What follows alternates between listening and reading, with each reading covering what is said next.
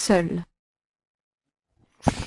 Bonjour à tous, bienvenue à la session webcast d'aujourd'hui qui va concerner la mécano-soudure. Alors merci de me confirmer que c'est OK au niveau du son et de l'image. On va commencer dans quelques minutes.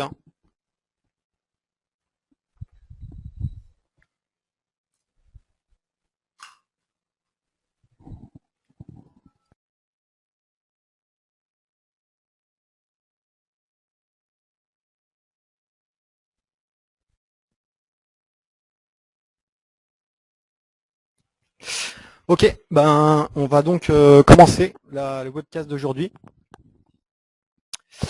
Voilà, donc aujourd'hui on va essayer de se centrer sur la mécano-soudure et toutes ces petites spécificités. Hop.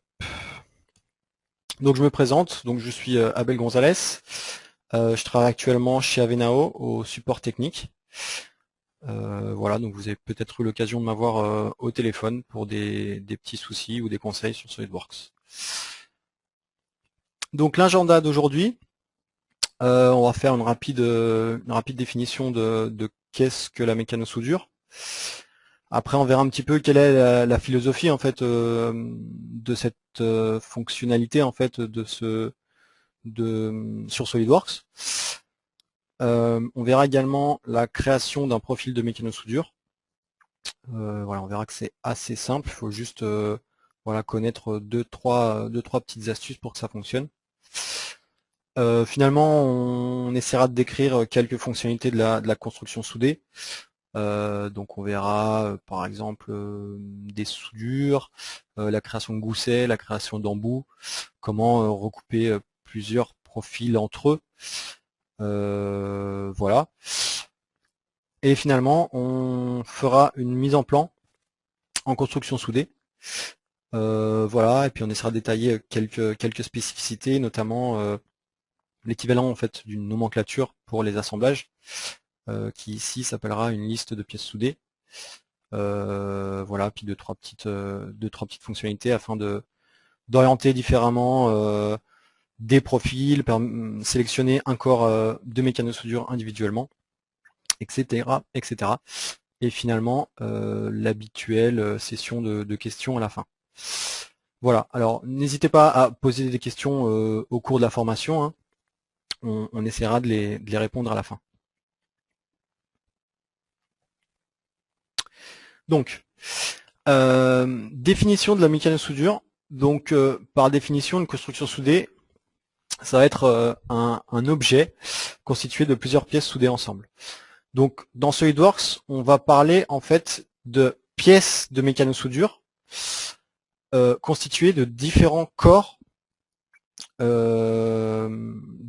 qui vont correspondre en fait aux différents profils. Si on prend l'exemple ici de la petite capture d'écran, de la petite image qu'on a ici, pour SolidWorks, on va dire en temps normal, on aurait trois corps.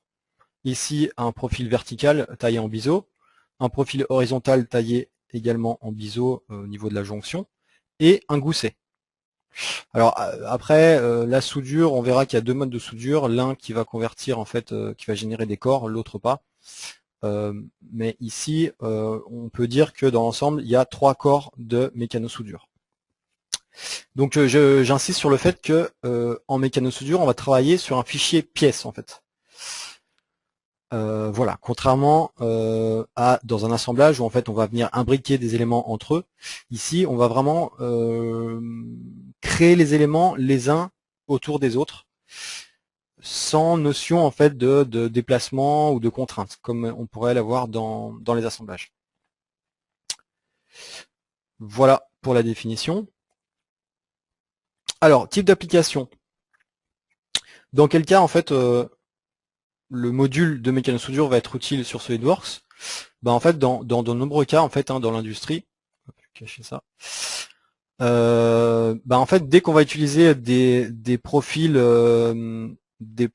d'acier généralement ou d'aluminium ou autre normalisés, on va pouvoir avoir recours à ce module. Donc, vous voyez, pour des portails voilà, traditionnel, des portails de type plutôt pour l'industrie, avec des sections bien droites.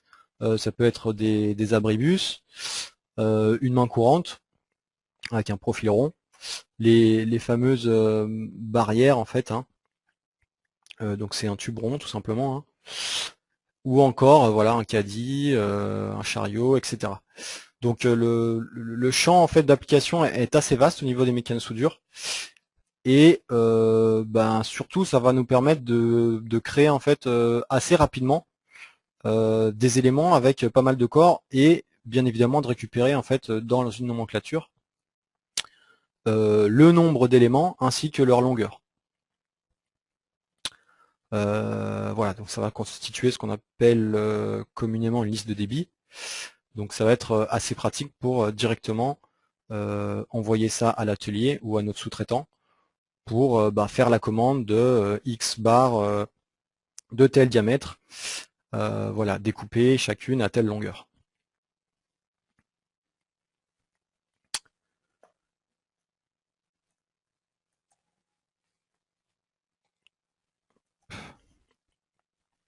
Alors, la philosophie de ce module de mécanosoudure, en fait, on va constituer ce qu'on pourrait appeler un squelette avec des lignes d'esquisse. Voilà, ça c'est vraiment la philosophie. En fait, on va créer en fait, ouais c'est ça, un squelette en fait. Et par la suite, on va sélectionner un type de profilé. Donc on a tout un tas de profilés normalisés hein, par défaut dans SolidWorks. On peut bien évidemment en rajouter autant qu'on veut. On verra la création d'un profil, c'est relativement simple. Et donc une fois qu'on a choisi notre profilé, on va venir en fait l'appliquer le long des lignes qu'on a créées auparavant. Donc en fait j'ai envie de dire le plus gros du travail va être de générer en fait le squelette hein, en esquisse. Parce que du coup c'est là où il y a toutes nos cotes en fait, toute notre géométrie, toute notre forme, elle est contenue dans cette ou ces esquisses là. Et après c'est juste en fait du recouvrement, hein. On recouvre juste les profils le long des lignes. Et éventuellement on rajoute des goussets, on vient redécouper les éléments entre eux lorsque ils s'emboîtent pas correctement. Voilà, mais le plus gros du travail finalement va être sur la génération alors de ou des esquisses. En fait, on va pouvoir créer la forme en fait avec autant d'esquisses qu'on veut. Donc bien souvent on utilise une esquisse 3D lorsque c'est quelque chose de pas trop complexe. Sinon on peut décomposer donc l'ensemble en plusieurs esquisses 3D ou mélanger des esquisses 2D avec des esquisses 3D. Il y a aucune restriction de ce point de vue-là. Donc là, on pourrait imaginer, par exemple, que la première zone ici, en fait, du rectangle ait été faite sur une esquisse 2D et qu'après, en fait, on soit venu construire la suite avec une esquisse 3D pour pas avoir à choisir à chaque fois un plan différent. Ça, c'est tout à fait possible.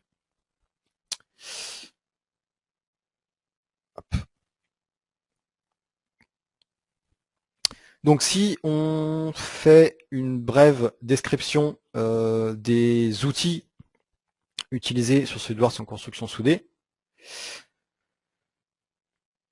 Alors, première chose, bah, ça va être bien évidemment d'activer l'onglet construction soudée.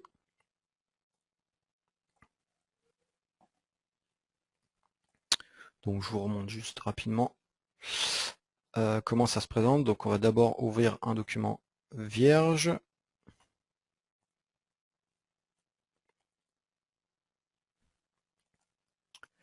Ok. Et donc là, donc rappelez-vous, hein, hop, vous avez en faisant clic droit sur l'un des onglets, la liste des onglets possibles. Donc on va bien évidemment activer construction soudée. Je vais juste créer une esquisse pour pouvoir vous montrer au fur et à mesure. On va par exemple faire un rectangle. Hop. Hop, je valide mon esquisse. Donc je vais sur construction soudée. Donc voilà, j'ai ce bandeau là en fait. Donc comme d'habitude, hein, j'ai un certain nombre d'éléments. Avec notamment hop, la fonctionnalité esquisse 3D. Donc ça va nous permettre en fait directement de créer nos esquisses 3D, directement de passer en mode construction soudée, et à partir de là, on va à peu près pouvoir tout faire. Et surtout obtenir le squelette en fait de notre forme. Alors juste on peut faire un petit exemple pour regarder à quoi ça ressemble. Hop. Alors je vais plutôt recommencer, je vais essayer de simuler en fait l'exemple que j'avais, du moins juste pour voir. Donc par exemple je vais afficher mon plan de dessus, et comme je disais, je vais essayer de mélanger en fait esquisse 2D et esquisse 3D. Par exemple, donc esquisse 2D, je l'ouvre sur mon plan de dessus, je vais par exemple faire un rectangle par le centre, ça c'est très bien. Hop. Bien évidemment il faudrait le côté, on va mettre par exemple ici 100, ici 150.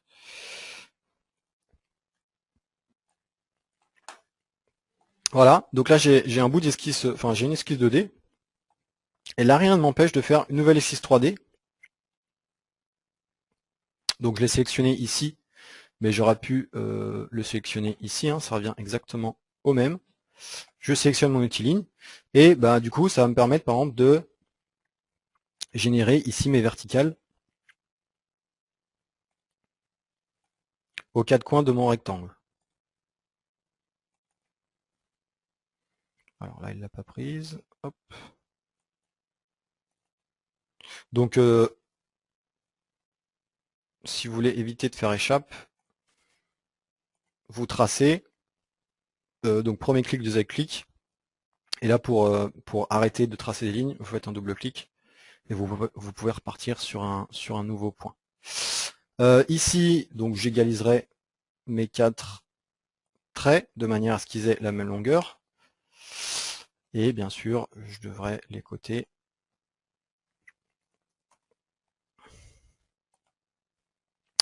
Voilà, donc là je pourrais poursuivre, par exemple avec un rectangle par sommet. Alors, petit rappel pour les esquisses 3D, avec la touche Tab, je ne sais pas si vous voyez là au niveau des repères, je vais changer en fait l'orientation de mes plans. D'accord? Donc là je suis sur X, Y, donc il faut bien en fait s'aider en fait, alors bon, ou soit des deux repères ici en rouge, soit en fait de l'indication qu'on a au niveau de la souris pour comprendre en fait sur quel plan on se place. Donc là il me dit XY, donc par rapport au trièdre ici, ça serait l'équivalent du plan de face en fait. Une touche sur la touche Tab, je change, je passerai sur le plan de droite, YZ, et encore une touche, je suis sur le plan de dessus en fait, ZX. Donc, par contre, vu que je suis en esquisse 3D, je ne suis pas limité en fait au niveau de la hauteur de ce plan de dessus, je peux commencer où je veux. C'est-à-dire qu'ici, je vais pouvoir tracer un rectangle intermédiaire en fait. Et là, je suis sûr qu'il est horizontal, si vous voulez. Voilà, donc là, je pourrais rajouter des cotes, par exemple. Donc ça, c'est une partie importante du travail en mécano-soudure, c'est de créer en fait le squelette en fait. Donc ici, on peut rajouter tout un tas en fait de relations d'esquisse, comme dans les esquisses 2D. Alors elle change un petit peu. On a notamment tout ce qui est le long de X, Y ou Z, pour être sûr en fait que ici ma ligne soit bien horizontale et que je ne puisse pas la déplacer. Parce que du coup, vous voyez qu'ici, vu qu'on a une esquisse 3D, tout est absolument libre. Donc il faut veiller à ce que les traits, donc celui, ça serait le long de Z. Il faut bien s'aider en fait du petit trièdre. Donc voilà, je vais lui dire le long de Z. Ici, on va lui dire le long de X. Et là, du coup, automatiquement, mon rectangle est passé en noir.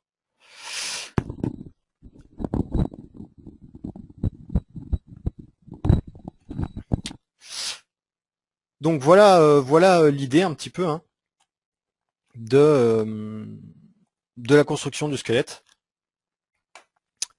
Soit des esquisses 2D, soit des esquisses 3D. Ici, ce qui peut être intéressant, si je reste en esquisse 3D, c'est de créer en fait ce qu'on appelle en fait un plan virtuel. Donc par exemple, si je me mets au niveau de cette ligne-là, tac. Alors comment?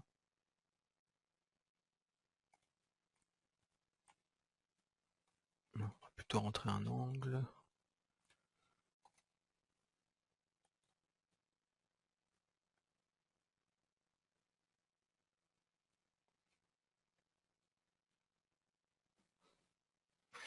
Alors ici, j'ai pas forcément les références qui m'arrangent. Du coup, je pourrais en fait m'en passer, créer des lignes et après venir les contraindre. Ça pourrait marcher. Donc, il faut bien faire attention au niveau des plans. Ici, je me mettrai plutôt sur celui-là. Je tracerai un point comme ça. Même chose ici. Et après, il faudra que je m'arrange pour que les terminaisons, voilà, ici le long de Z, ici le long de Z, et du coup après je pourrais renseigner un angle par exemple.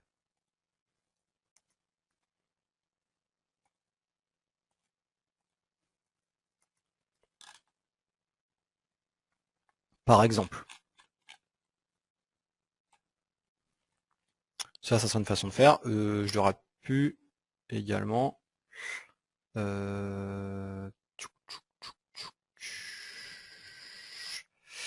ouais, j'aurais pu en fait créer un plan comme je voulais faire tout à l'heure. Alors j'ai juste pas sélectionné les bonnes.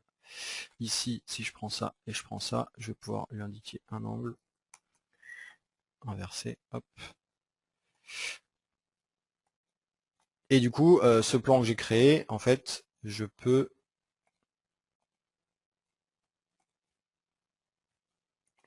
en fait m'appuyer dessus. C'est-à-dire que, alors par contre, je vais juste enlever toutes les relations que j'ai mises là. Hop.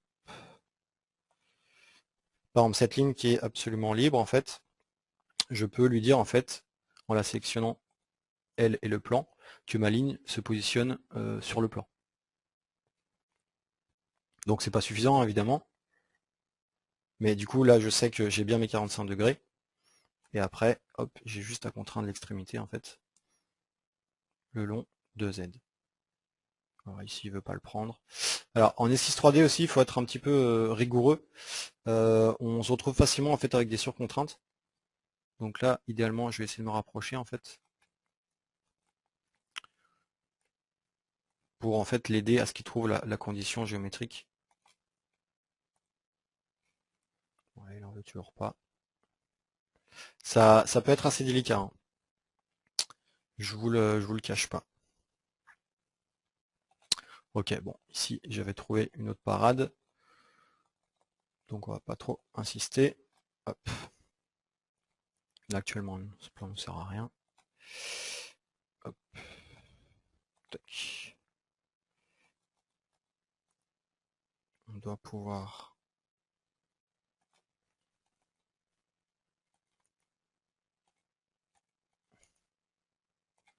peut-être éditer l'esquisse, ça va être mieux. Ok.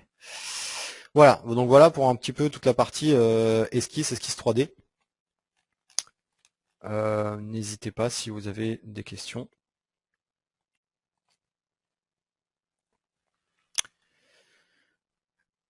Donc à partir de là, on va sélectionner notre profil en fait, en cliquant sur éléments mécano-soudés. Et en fait, on va venir choisir dans la différente liste le profil qui nous intéresse pour venir finalement l'adapter. Alors, je vais juste faire une petite parenthèse là-dessus. Tac. Hop, je l'ai passé. Donc une fois qu'on a ça, il faut sortir l'esquisse. Juste cacher ça. Hop. Voilà, je sors de mon esquisse. Comme je l'ai dit, je vais venir sélectionner élément mécano-soudé. Donc vous remarquerez, si l'esquisse est active, l'élément mécano-soudé est grisé. Hein. Donc attention à ça, en fait, on peut pas, contrairement à par exemple dans les fonctions d'extrusion typiquement, je ne peux pas appliquer en fait la fonction si je suis dans une esquisse active. Donc il faut que je valide dans un premier temps. Après, je vais cliquer donc ici sur l'élément mécano-soudé. À ce niveau-là, en fait, il m'a déjà créé, alors ici on le voit pas très bien, mais en fait il m'a déjà créé une espèce de fonction en fait construction soudée. Donc pour l'instant en fait disons qu'elle ne fait pas grand chose, mais l'empêche que ma pièce 1 ici, elle est déjà considérée comme une pièce de construction soudée. On verra un petit peu par la suite qu'est-ce que ça veut dire. Donc si on revient là-dessus, j'ai trois menus déroulants. Donc ça c'est également important pour la suite, pour la création de profils de mécano-soudure. En gros, dans le premier dossier, j'ai la norme en fait. Donc voilà, on a des normes ISO, des normes DIN. On peut se créer bien évidemment des dossiers. Hein. Voilà, là on a une norme NF. Donc je choisis ma norme. Après, dans ma norme, en fait, donc j'ai un dossier, hein, norme. Dans ce dossier norme, je vais avoir d'autres dossiers avec en général le type de profilé. Donc barre carrée, barre ronde, cornière, tube circulaire, etc., etc., des IPN, enfin tout ce qu'on veut. Et finalement, c'est que dans ces dossiers de type de profil qu'on va avoir directement, alors je vais en choisir un quand même, barre carrée par exemple, qu'on va avoir directement en fait nos profilés. Donc juste pour info, on reviendra dessus, hein, mais les profilés qu'on a ici, ça correspond en fait à un fichier de bibliothèque, donc de profil de mécanosoudure, qui n'est rien d'autre en fait qu'une esquisse. C'est une esquisse qui a été enregistrée en fichier de bibliothèque en fait. Voilà. Donc là, je vais en sélectionner un. Hop. Donc maintenant que j'ai sélectionné mon tube, il va suffire de cliquer en fait sur les éléments. Donc là, il est peut-être un petit peu surdimensionné. Même ça, ça va être assez énorme. Donc, on va plutôt prendre ça.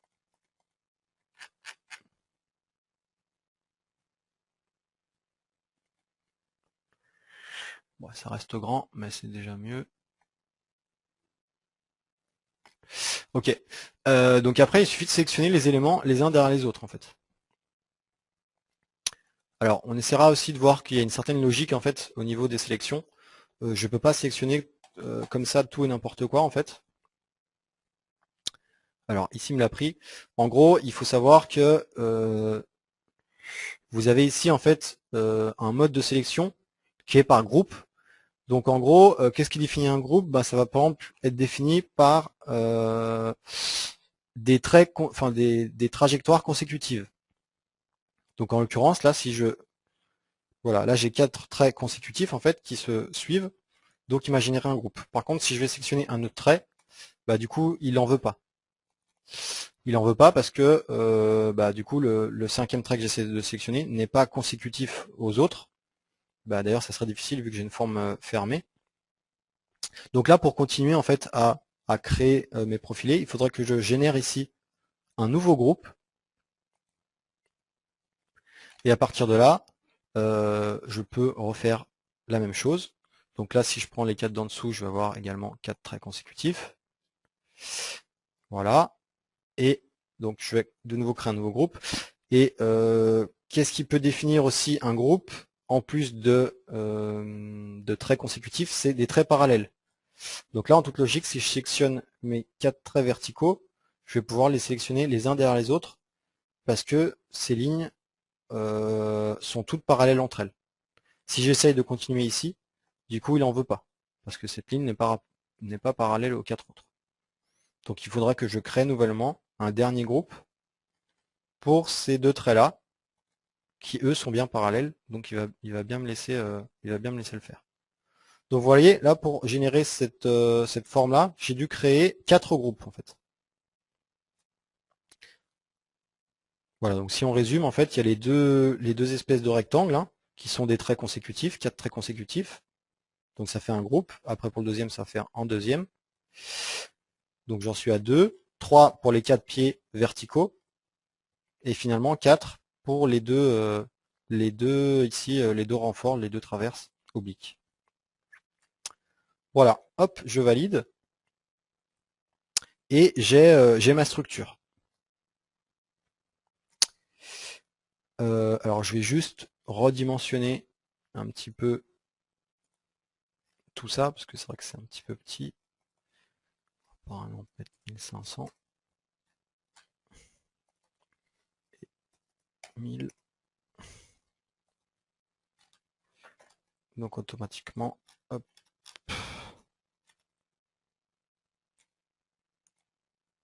Ça se remet d'aplomb. Ici également.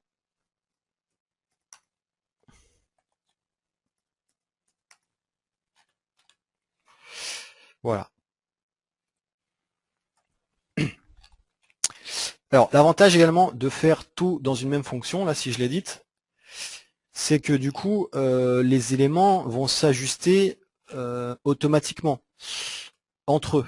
Si vous voulez, là on aurait pu imaginer en fait que SolidWorks du coup croise en fait les trois profilés jusqu'au point de rencontre. C'est pas vraiment le cas, parce que du coup on voit que ici ce profilé là s'arrête bien dès qu'il rencontre le profilé vertical. Donc ça c'est l'avantage d'avoir tous les éléments, toutes les sélections dans la même fonction.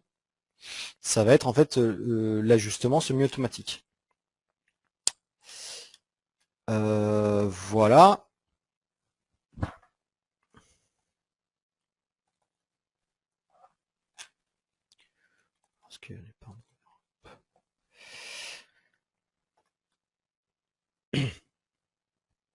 Alors que se passe-t-il lorsque justement ces ajustements ne sont pas en fait complètement automatiques?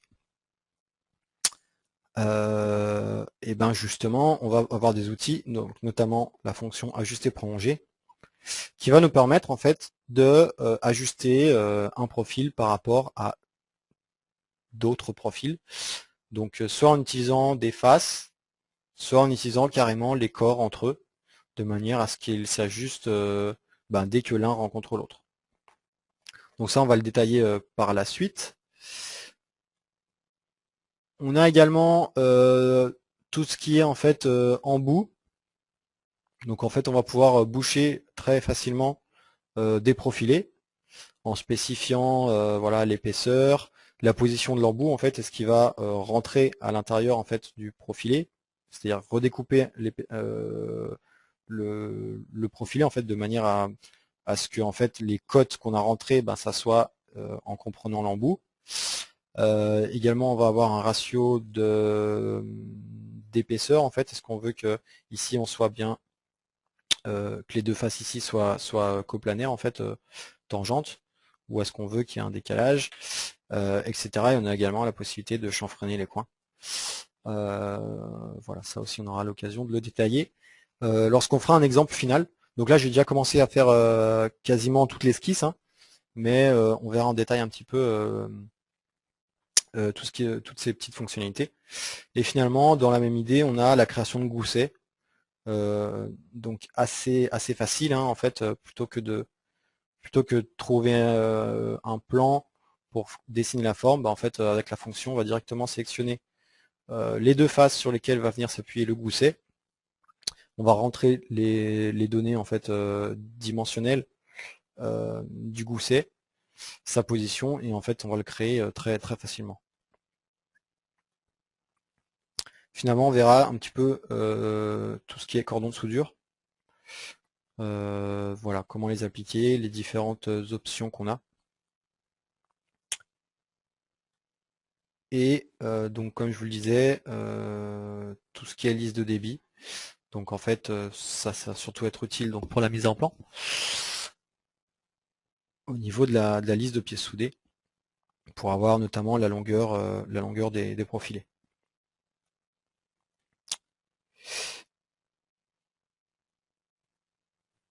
Donc ici, on va vraiment passer en revue en fait dans le détail, hein. Alors j'ai déjà fait le squelette, j'ai fait partiellement l'habillage. On va reprendre en fait, on va partir en fait de l'esquisse en fait, hein. Et à partir de là, on va pouvoir construire notre modèle.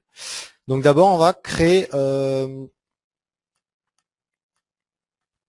j'ai perdu une slide là. On va d'abord créer en fait, enfin voir comment on crée un profil de mécano soudure.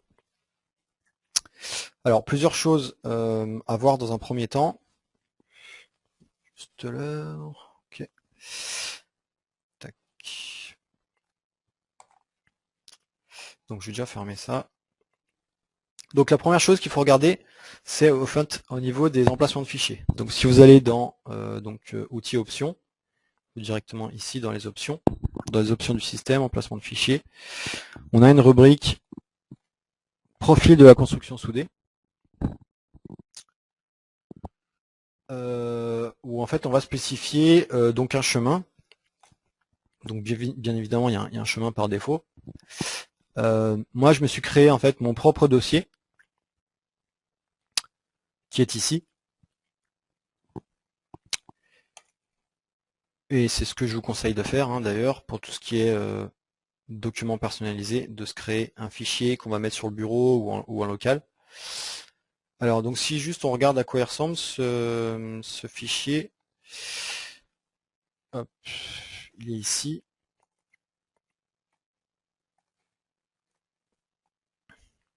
Alors c'est important en fait de comprendre en fait il faut respecter la structure de dossier. Donc le dossier que je viens pointer, c'est celui-ci, norme profilée, d'accord. À l'intérieur de ce dossier-là, j'ai des dossiers qui définissent en fait mes normes. Donc là, si on choisit par exemple de créer, je vais créer un nouveau profilé, donc je vais me créer un nouveau dossier, je pourrais l'introduire dans un de ces dossiers-là, hein. Il n'y a aucun souci. Ici, je vais créer un nouveau dossier, donc je vais l'appeler norme webcast, par exemple. Et dans ce dossier-là, donc comme dans les autres, en fait, il faut que j'ai le type de tube, d'accord. Donc, je vais me créer un nouveau dossier avec, par exemple, le futur profilé qu'on va faire. On va par exemple faire un tube hexagonal. Tube hexa. Hop.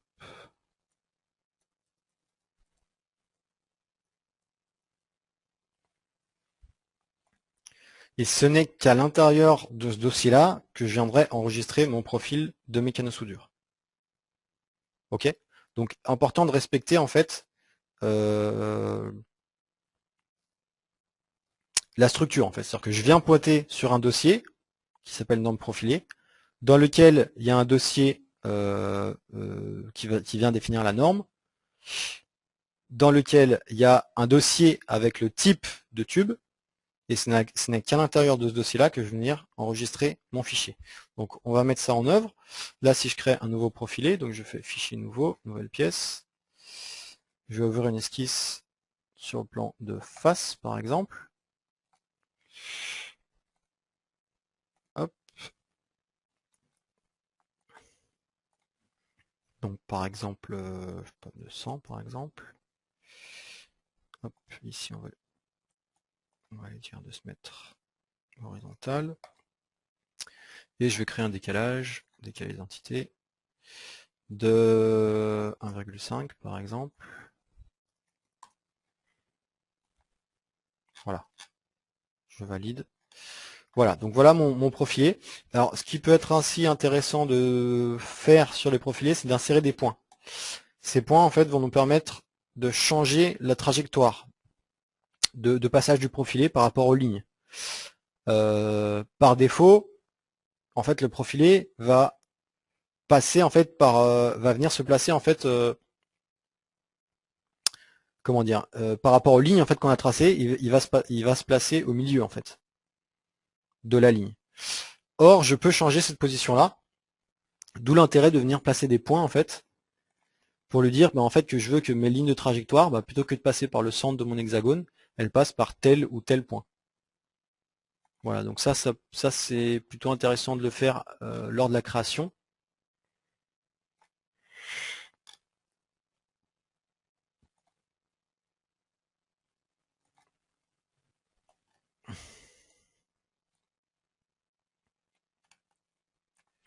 Ce qui peut être également intéressant de faire dans la création du profilé, c'est de venir renseigner des propriétés.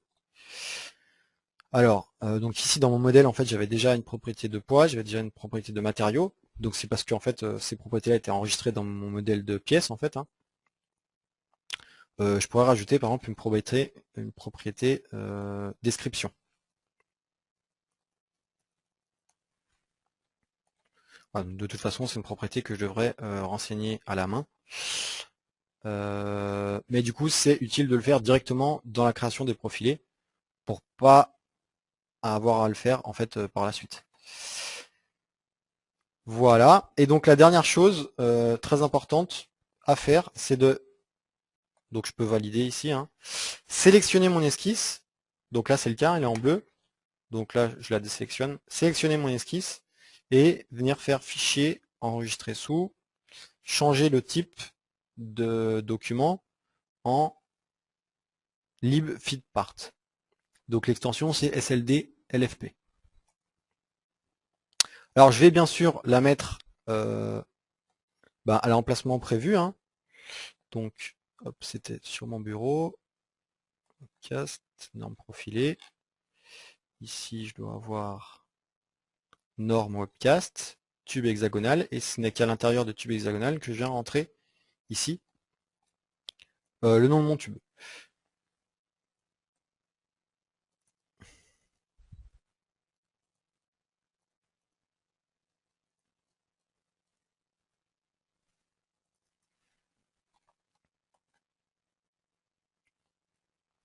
Alors, comment voir si ça a fonctionné?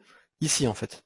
A priori, donc là vous avez un espèce de petit L en vert comme lib feedpart au niveau de l'esquisse, et également ici en fait le symbole a changé. On a un symbole en fait de bibliothèque au lieu d'un symbole de pièce. Donc a priori, ça a l'air d'avoir fonctionné. Donc le fait de sélectionner l'esquisse est indispensable pour que ça fonctionne. Il y aura également une autre façon de procéder pour générer en fait le profil de bibliothèque, ça serait de passer par là en fait et d'enregistrer en fait ce qu'on appelle un élément de bibliothèque en venant sélectionner ici mon esquisse et en venant enregistrer. Moi personnellement je préfère quand même la méthode de la sélection ici directement, de venir ici enregistrer en libfeedpart. Voilà. Donc la dernière étape c'est de vérifier si ça a fonctionné. Donc là en fait il me demande d'enregistrer, a priori c'est bon, en fait j'ai déjà enregistré. Donc j'aurais même pas besoin en fait.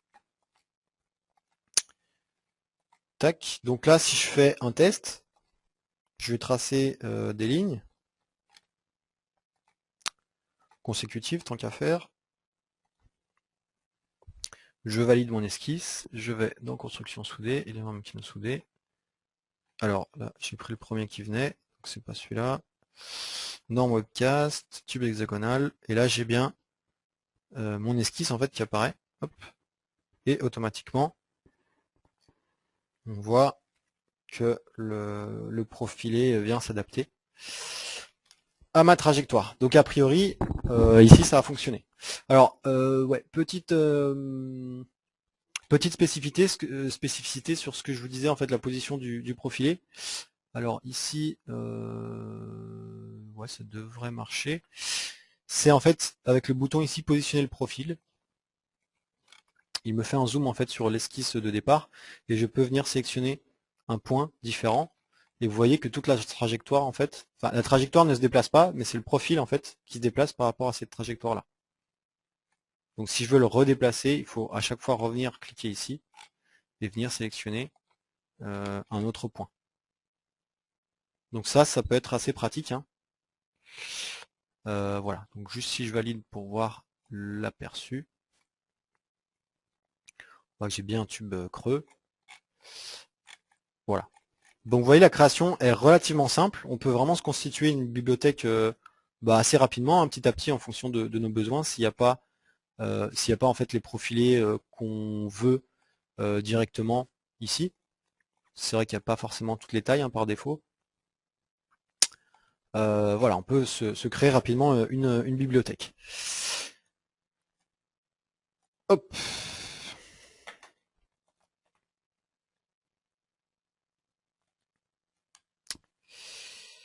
Ok, alors je vais reprendre mon modèle qui a été partiellement fait.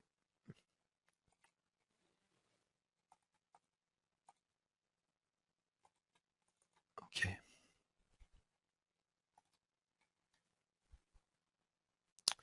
Alors, on va juste remonter un peu.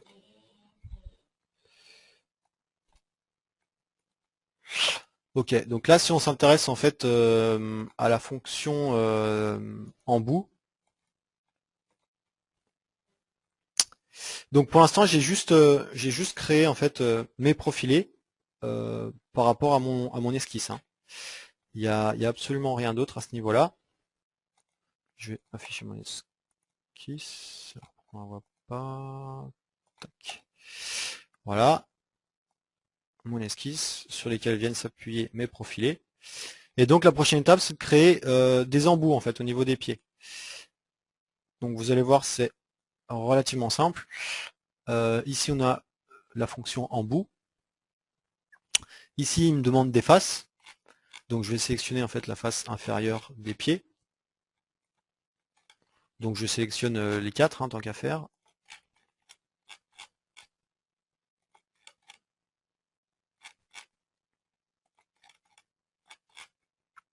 Alors ici, je vais venir leur découper après, donc pas besoin. Alors on va se centrer sur l'un d'entre eux. Alors qu'est-ce qu'on a comme paramètre? La position en fait de l'embout. Donc ici, il se place à l'extérieur, c'est-à-dire qu'il rajoute de la matière. Si je choisis ce mode-là, en fait, ce qu'il va faire, c'est qu'il va tout simplement venir raccourcir mon pied, en fait, hein. Vous voyez, toute cette matière-là, toute l'épaisseur, en fait, sur 5 mm, il va découper le profilé de 5 mm, ce qui fait que, du coup, ma liste de débit va s'adapter en conséquence, hein, la longueur de mon profilé, de manière, en fait, à respecter, par exemple, si j'avais mis des cotes, d'ailleurs, il y en a probablement, si j'avais mis des cotes ici sur mon esquisse 3D, ma cote de 950, elle est respectée, c'est-à-dire que c'est 950 depuis la base, y compris l'embout, voilà, jusqu'en haut. Donc ça, c'est une chose. Donc je rédite ma fonction. Donc ici, on va le laisser à l'extérieur, peut-être. Donc bien sûr, l'épaisseur de l'embout. On va mettre 4, par exemple. Et ce qu'on appelle le ratio d'épaisseur. Donc ici, il est à 0,5. Qu'est-ce que ça veut dire? Alors, je vais mettre carrément en vue de dessous. Hop. Ça veut dire en fait que je suis à la moitié en fait de la matière de mon profilé. Si je me mets à 1, c'est-à-dire que en fait je suis vraiment entre guillemets sur les bords intérieurs en fait, hein. Et si je me mets à 0, du coup, c'est tout le contraire. Je vais quasiment recouvrir de manière complète mon profilé. D'accord? Donc c'est un ratio par rapport à l'épaisseur en fait du profilé. Donc ici 0 c'est pas mal. Et on a l'option ici chanfreiner les coins. Donc si on le coche, hop, je vais pouvoir, alors bien sûr, là il fait des pas de 10, venir découper les coins. Donc peut-être que 5, on peut même aller jusqu'à peut-être, ouais, 7 c'est pas mal.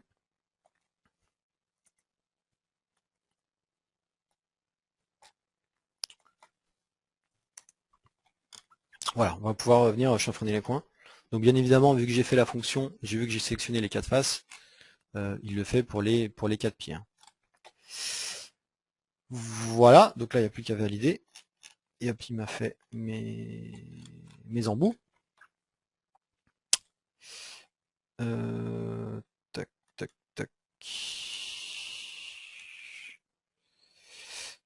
Alors on peut voir la fonction ajuster prolonger.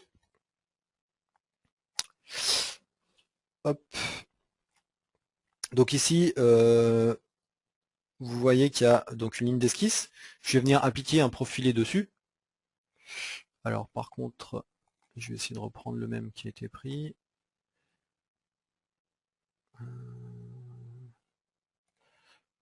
Je sais. Tac.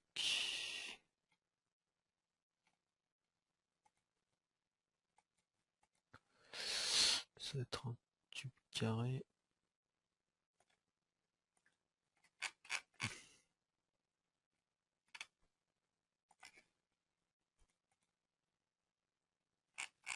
Ça a l'air d'être ça. Voilà. Alors là, vous voyez, comme je vous disais la dernière fois, en fait, enfin tout à l'heure, vu que en fait je crée une nouvelle fonction, bah ici en fait au niveau de l'aperçu, mon profilé va venir recouvrir les autres. Donc je valide et j'ai bien la confirmation que du coup ce profilé il vient vraiment rentrer en fait dans les autres.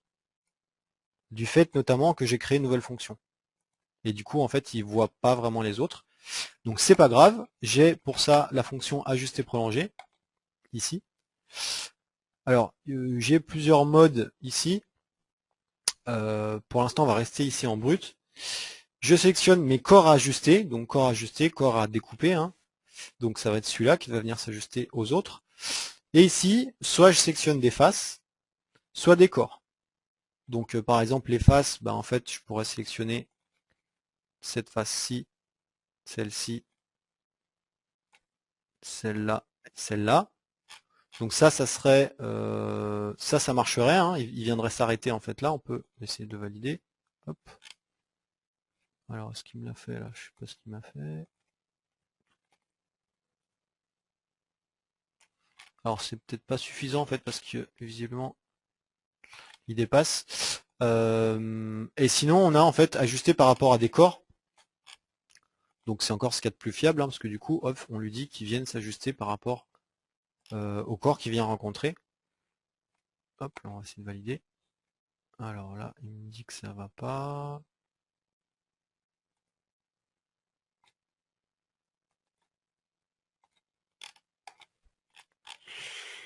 Alors, on va recommencer.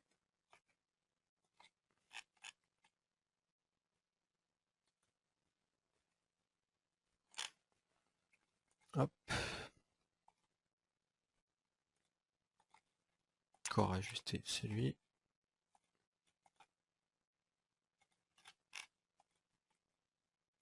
On va peut-être prendre celui-là au cas où, et celui-là.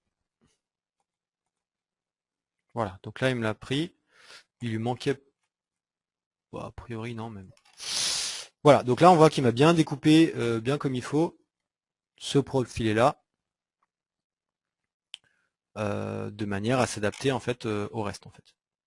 Donc là il me les a coupés droit, hein, dans la fonction d'ajuster prolongé. J'ai ce qu'on appelle ici permettre de prolonger pour qu'il fasse ce qu'on appelle une gueule de loup.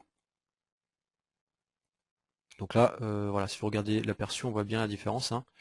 Du coup, soit il la couper droite, soit il vient vraiment s'adapter en fait aux autres profilés. Voilà. Alors bon, sur SolidWorks c'est très joli. Après, dans la réalité, ça demande pas mal de travail en fait ça. Donc ce genre de structure là, en règle générale, dans la réalité, c'est plutôt travailler de cette façon-là. Surtout pour des tubes carrés en fait. Voilà. Qu'est-ce qu'on va avoir d'autre? La fonction gousset. Donc gousset, il me demande en fait deux faces en fait, telles que celle-ci en fait, hein. Donc par exemple, si j'essaye de créer un gousset ici, je vais sélectionner cette face-ci et cette face-là. Il me crée donc l'aperçu ici. Alors, au niveau de l'emplacement, je vais pouvoir choisir en fait comment il se positionne par rapport à ma sélection de face. Soit d'un côté, soit de l'autre, soit au milieu. D'accord? Et en fait, par rapport ici à l'épaisseur, bah, c'est pareil. Je vais positionner cette épaisseur soit à l'extérieur, soit en plan milieu, soit à l'intérieur. Donc ici, généralement, ce qu'on fait, c'est qu'on se met au niveau de la position au milieu et au niveau de l'épaisseur au milieu également. Là, on peut essayer d'augmenter un petit peu. Donc vous avez deux modes en fait, en fonction du type de gousset que vous voulez. Alors ici, c'est ce qu'on appelle les profils triangulaires, et ici, profil polygonal. Voilà, donc ici on va rester sur quelque chose d'assez classique. Par exemple. Ouais, on va mettre 50.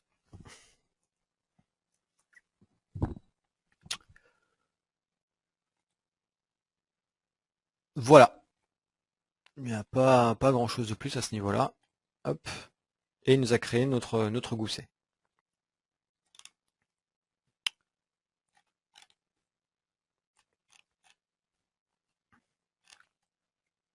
Alors finalement, il nous reste tout ce qui est soudure.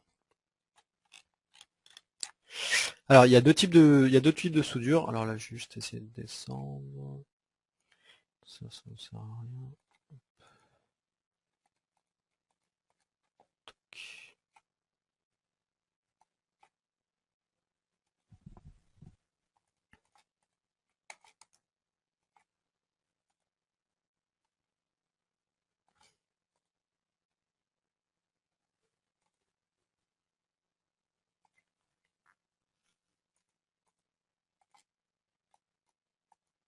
Hop. Ok.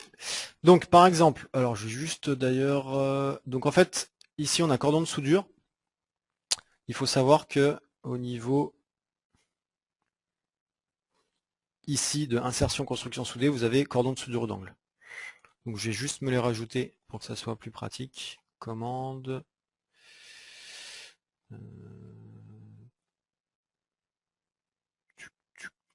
Alors ça doit être normalement construction soudée. Hop, voilà. Je vais mettre les deux là, ça va être plus pratique pour bien voir la différence. Donc par exemple, si on prend cordon de soudure, face à souder, tac, donc par exemple si je prends ici et là, hop, il me crée en fait un cordon entre les deux. J'ai par exemple la propagation tangente pour qu'il essaye de faire le tour. Voilà, j'ai un certain nombre d'options. Peut-être essayer de la faire là par exemple. Hop, hop. Tac, voilà, là il fait bien le tour, il arrive à le faire.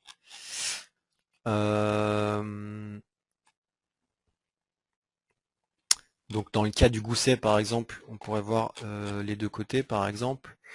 Hop, on refait ici, sélection, tac. Si je lui dis des deux côtés, bah du coup hop, il me l'a fait de l'autre côté. Tout autour, bah du coup il essaye de fermer en fait, hein. Voilà en gros ce que ça donne. Alors, donc ça se présente de cette façon-là, hein. Il crée une espèce de voilà de quart de cercle en fait pour représenter la soudure. Et ici à ce niveau-là, on a un dossier de soudure où en fait on va avoir la possibilité de renseigner un certain nombre de propriétés. Donc déjà ici il nous dit la longueur en fait de la soudure. Et donc si je fais clic droit ici propriété, on va pouvoir renseigner, donc ça donne un ordre d'idée, hein, le matériau de la soudure, le procédé, la masse, le coût de la soudure par unité de masse, le temps en fait par unité de longueur, le nombre de passes, etc. Et du coup ça va nous donner en fait un ordre d'idée du coût de la soudure, du temps de la mise en place de la soudure, etc. De la masse totale pour savoir combien en fait de matière en fait acheter, hein, de barres de soudure en fait. Voilà. Donc ça nous permet en fait d'avoir un petit peu une idée en fait du coût et du temps que ça va générer toutes ces soudures. L'autre façon en fait de créer des soudures, c'est ce qu'on appelle la fonction cordon de soudure d'angle. Alors donc cette fonction-là, en fait, elle fait des soudures plus jolies, mais c'est vrai qu'elle est un peu plus lourde. Donc par exemple, si on essaye de le faire ici, ensemble de faces 1, donc il suffit de sélectionner à chaque fois en fait l'ensemble de faces à souder. Bon, par exemple, on va faire ici juste une petite soudure là, hop. Ensemble 1, ensemble 2, et du coup en fait il va normalement déterminer l'arête virtuelle entre les deux. Donc là il me fait un truc bizarre au niveau graphique, mais a priori l'arête virtuelle elle est bien au croisement des deux faces. Hop, je valide. Alors là il en veut pas. Peut-être le discontinuer. Alors on va essayer de se trouver une autre zone.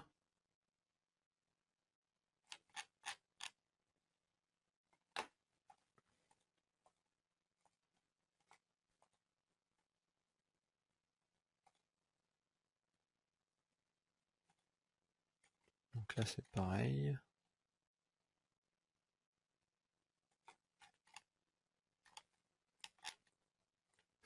Elle est un peu plus difficile à mettre en place en fait. Malgré tout ici ça devrait passer.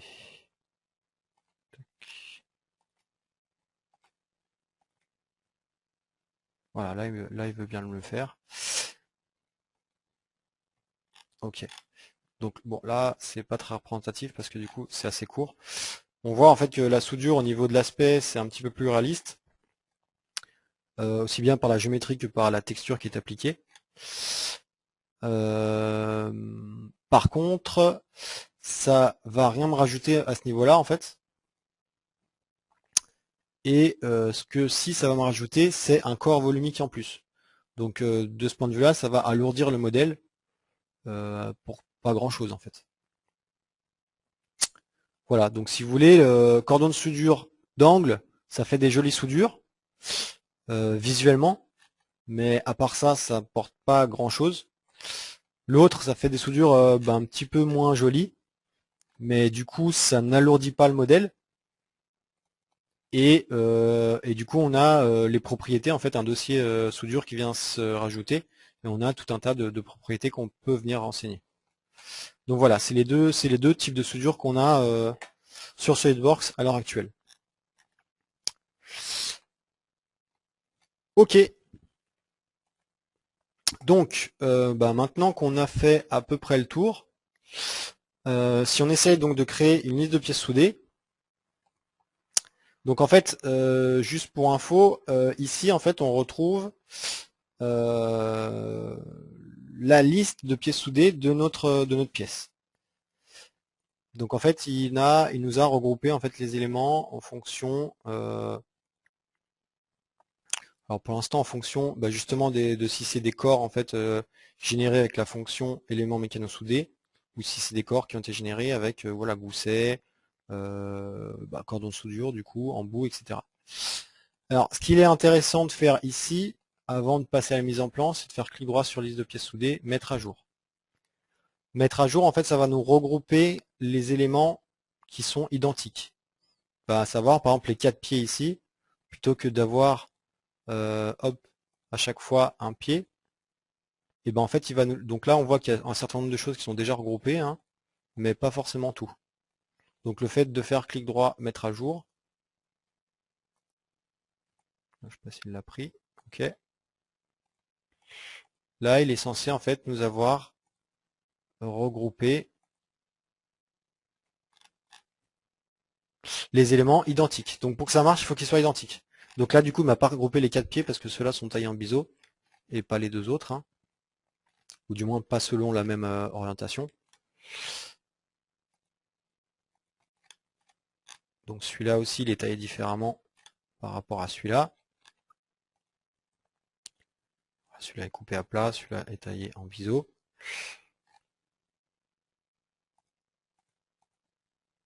Etc. etc. Donc on voit que les traverses, par contre, il les a bien mises. Voilà. Tac. contre ça c'est pas bien normal. Donc en fait on peut venir au niveau des petites boules mauves ici, venir changer en fait le type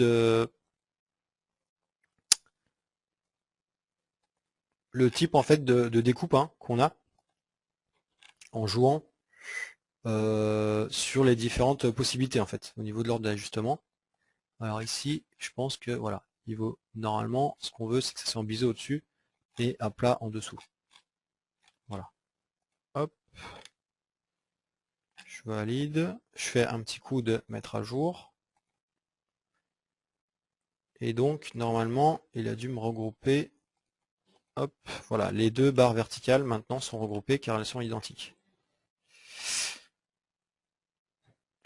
Ok. Et du coup il est venu rajouter en fait tout ce qui est gousset et autres et les embouts en fait il vient les placer dans un dossier qui s'appelle article de liste de pièces soudées.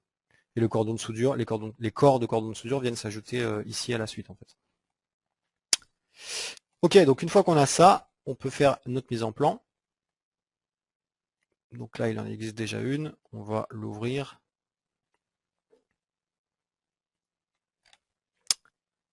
Ouais non en fait on va plutôt la recréer depuis le début. Hop, hop. Non. Alors, on va essayer d'aller assez vite là-dessus pour pas trop traîner. Donc j'avais déjà réalisé en fait un éclaté. Hein.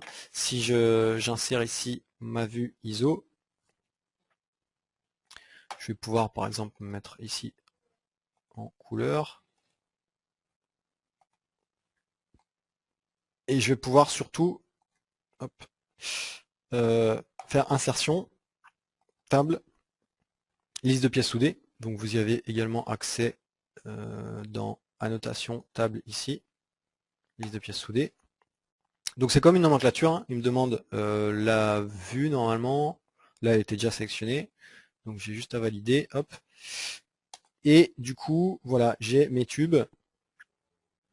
Donc ici, une chose qui arrive assez régulièrement, la longueur est vide, donc il suffit de venir ici, en fait, de venir sélectionner propriétés de l'article de la pièce soudée, donc c'est des propriétés en fait propres à SolidWorks, et juste en sélectionnant ici, hop, les longueurs se sont mises à jour. Pour les profilés, ici, en fait, vous voyez que 9 et 11, c'est probablement mes corps, en fait. D'où le fait qu'ils ne soient pas renseignés. Donc ça, on peut le voir assez facilement. Hop, si je retourne sur ma pièce. Si vous faites ici, vous développez, vous faites clic droit en fait sur l'un des articles de liste de pièces soudées, clic droit propriété. En fait, on voit toutes les propriétés pour chacun des articles.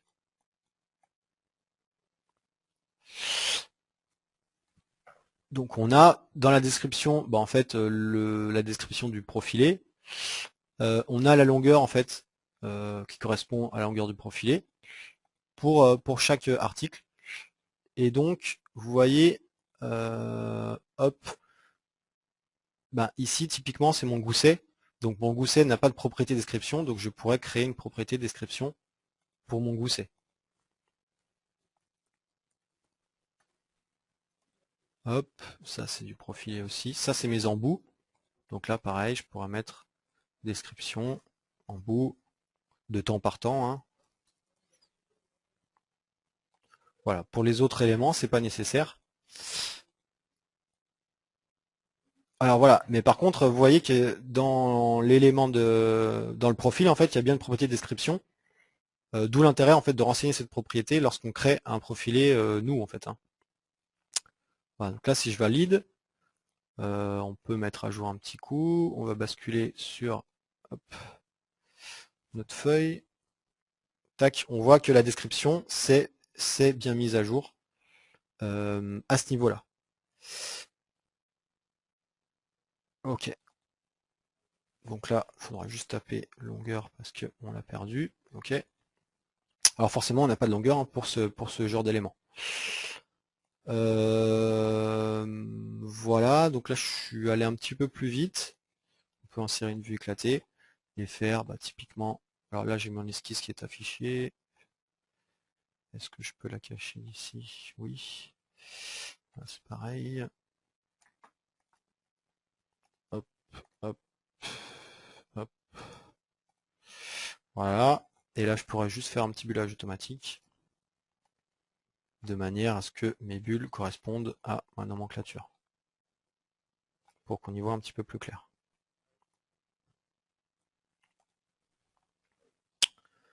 Voilà un petit peu en synthèse ce qu'on pouvait dire sur la construction soudée. Hop, je pense qu'on a fait à peu près le tour. Est-ce que vous avez des questions à présent sur tout ce qu'on a vu?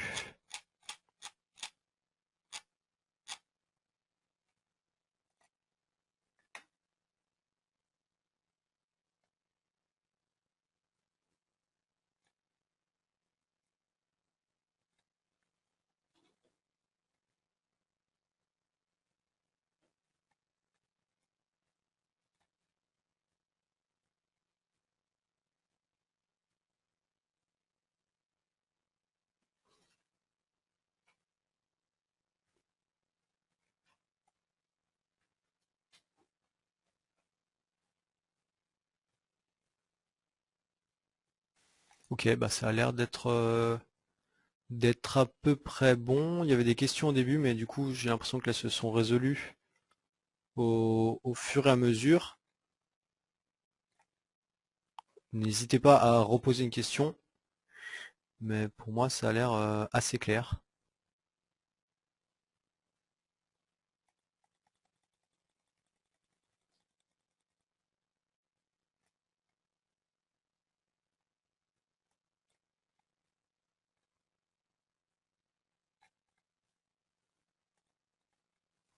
Tu peux pas mettre.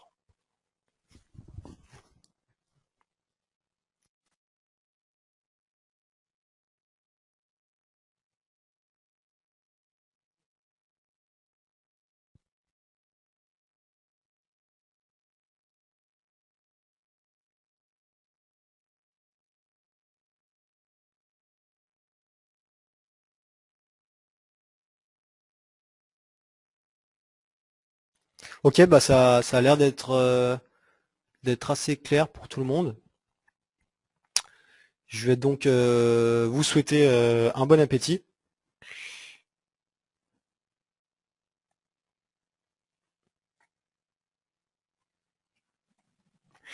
Et puis à une prochaine fois pour une nouvelle webcast. Voilà, alors n'oubliez pas, vous pouvez retrouver pas mal d'infos, notamment sur les constructions soudées, sur le guide 3D, notamment au niveau des billets blog, il y a pas mal de petites choses qui sont passées en revue. Voilà, à bientôt.